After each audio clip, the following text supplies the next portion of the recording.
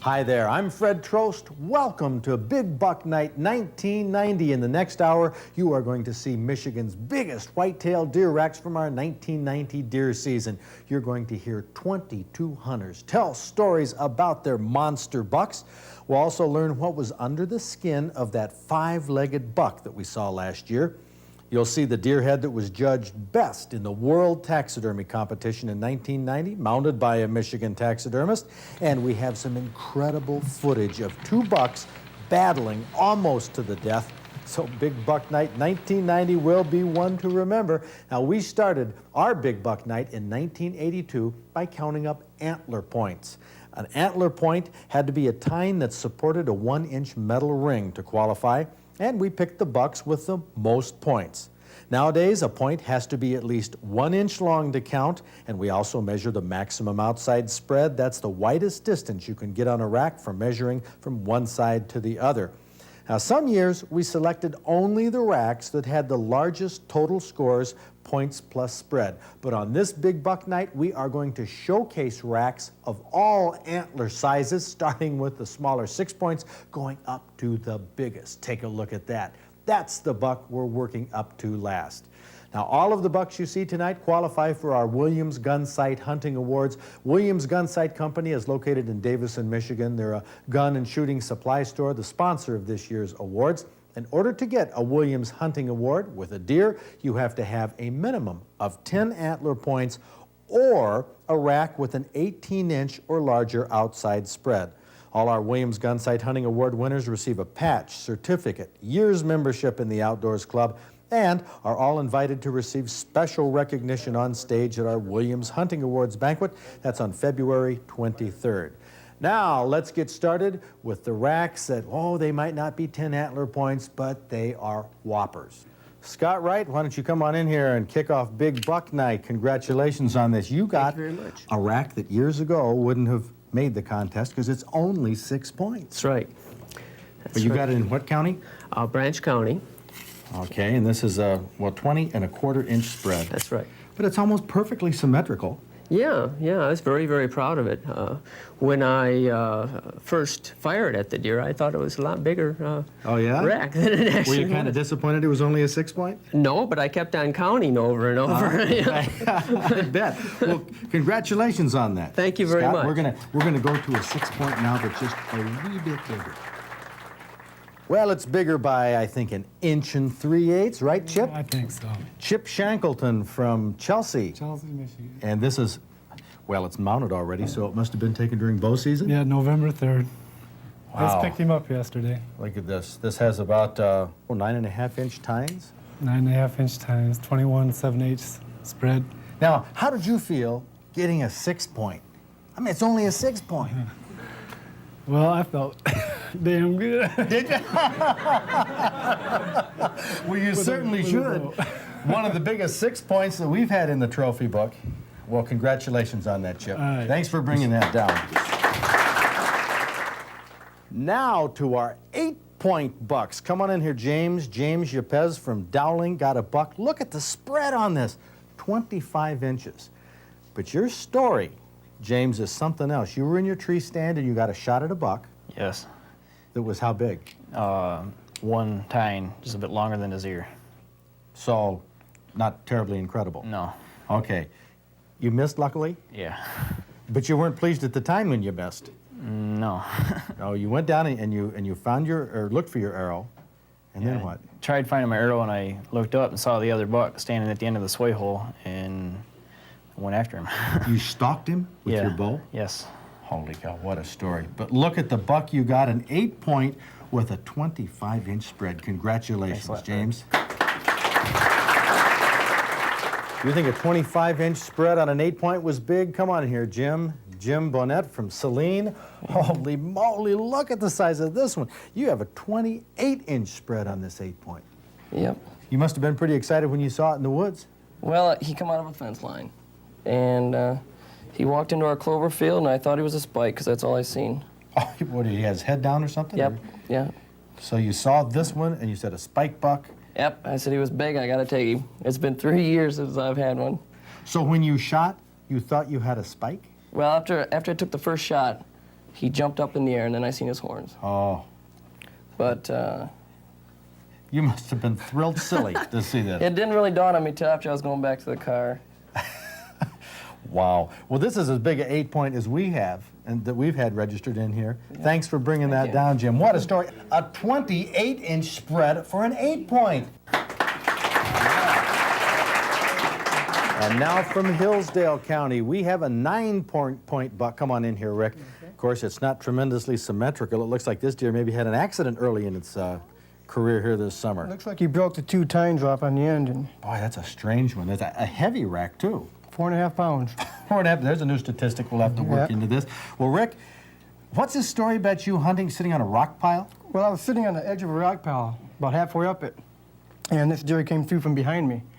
And I turned around to shoot at it, and after I shot the first time, I fell off the rock pile. Oh, because you were off balance? Yeah, I was off shot? balance, and it knocked me off balance, and I fell up by 4 feet. And I got, back up to the top, and I figured he'd be long gone. But he was still there. He was taking off straight away from me. Oh, so you through the woods, and I shot 2 more times. And you downed him. A 9-point. Look at the mass on this rack, though. 9-point buck with a 26 3/4-inch spread. Rick, that's a great one. Thank you. Terrific.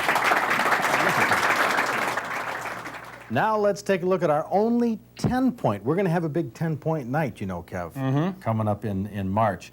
But you have the 10-point with a 23 3/4-inch spread. Oh, the 10 points are so symmetrical. Yeah. Well, you're from Ann Arbor. Ann Arbor. Kevin Wing, who's a farmer.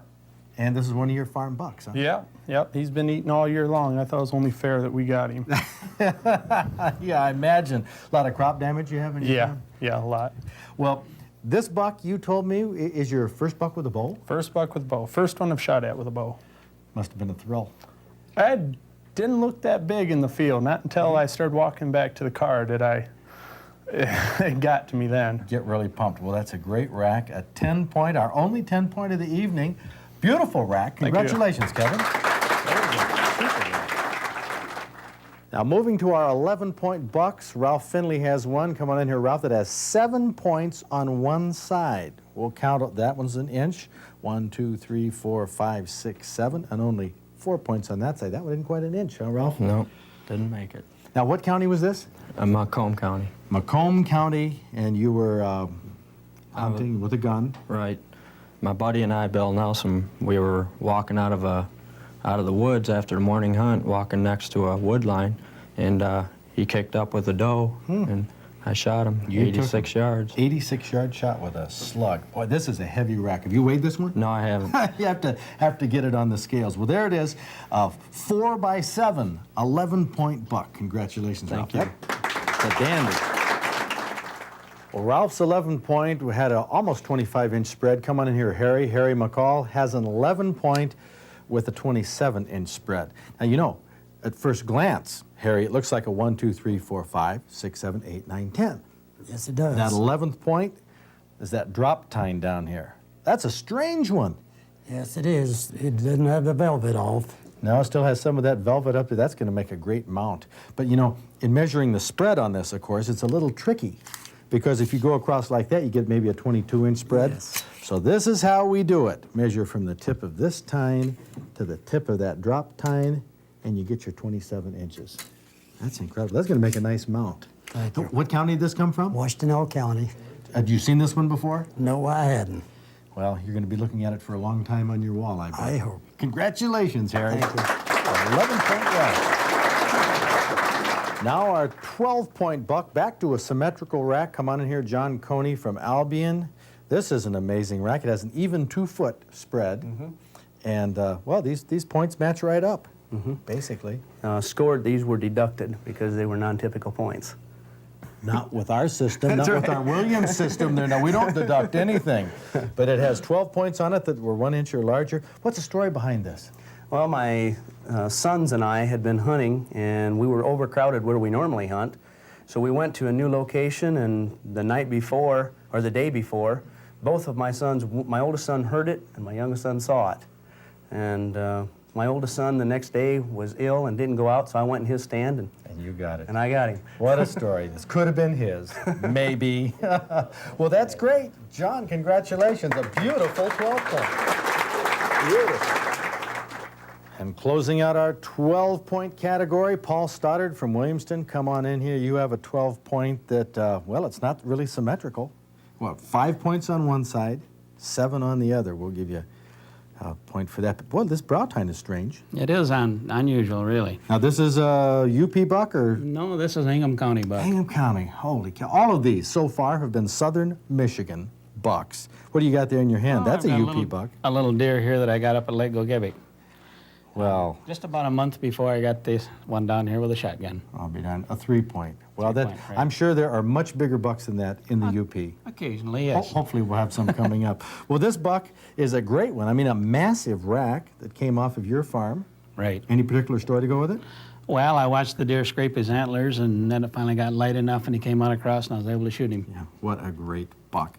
12 points with a 24 and almost a 25-inch spread. Right. You remember that 5-legged buck that we had on Big Buck Night last year? Yes, I do. Paul, I got to tell you, there's more to that story. Last year, we saw that extra leg coming out of that 6-point buck's back, and hunter Mike Barger from Eagle said he'd donate the buck for a display in our hunting and fishing museum. Taxidermist Dennis Harris from St. Clair Shores volunteered his services, and several weeks ago, unveiled the finished mount. Looks like a typical 6-point to me. I mean, I don't see anything from its face or ears or eyes or throat or anything looks different, huh, Dennis? Well, he's anything but typical. He's about as untypical as you can get. You skinned him out. I skinned him out. And found out what's underneath it. This buck has what we thought was 5 legs. Thought was 5, but actually 6. 6? When I was prepping the skin and getting it all prepared, we actually found another one. Not much. It was a small piece of cartilage of some kind of growth. Mm-hmm. And from what I've seen underneath the skin, I have figured out that it's 2 back legs, actually, because of the way the bones are jointed and the way they're connected back to the spine. Back legs. And what also gives the appearance of it's the back of a deer is the hairs in the back looks very similar to the rump of a whitetail. Well, this is something. This is an interesting way you mounted this. Why did you cut it off right here?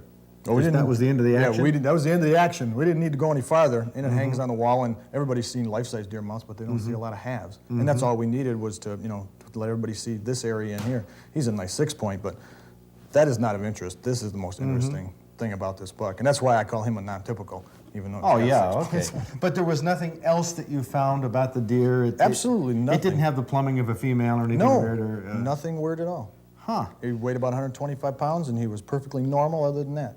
He could have probably lived his entire life and died of old age. Now you do, a lot of taxidermy work, a lot of deer.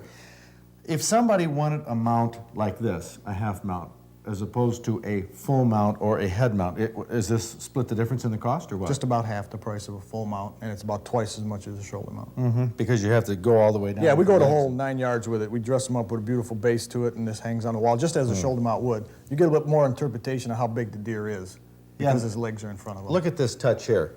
Down here with the leaves. This has really gotten to be something in taxidermy, the settings that are used on these creatures. But this is gorgeous. These, I imagine, are real leaves? Yes, they are. But that is really something. We're artists and we enjoy our work. And now, just out of curiosity, a lot of deer that are put on walls, some people hang them up high. How do you envision this being hung? Would you hang this a foot off of the floor, 2 feet, or at floor level? I try to recommend to all my customers and everyone I see a deer head hanging, you want eye contact with any type of mount that you put on the wall, especially a deer. So however, whatever you're comfortable with, just raise the deer up high enough that you have to look slightly up at him, and the natural tilt to his eye is so many degrees down, and it would look right at you. 11 degrees would be looking right at you. So just above eye level. I'll be darned. Well, this is fascinating, Dennis. Fascinating information about taxidermy, and thanks an awful lot for sharing this with us and finding out what was underneath. He's yours now. He's for the new museum. Appreciate it. Dennis, You're thanks very for welcome. Thank you. We've temporarily added this unusual mount to our cabin here where we tape our TV shows, but hopefully in the next 6 months or so we'll have our new Hunting and Fishing Museum and Education Center built, and this unusual 6-point, 6-legged buck will be one of the unusual mounts that you'll be able to see on display. Coming up, 13-point racks and up. We have taxidermist Jim Dreves, whose deer head entry in the International Guild of Taxidermists competition won a first-place trophy. And then we have our top winners plus some incredible footage of a battle between bucks, so stay tuned.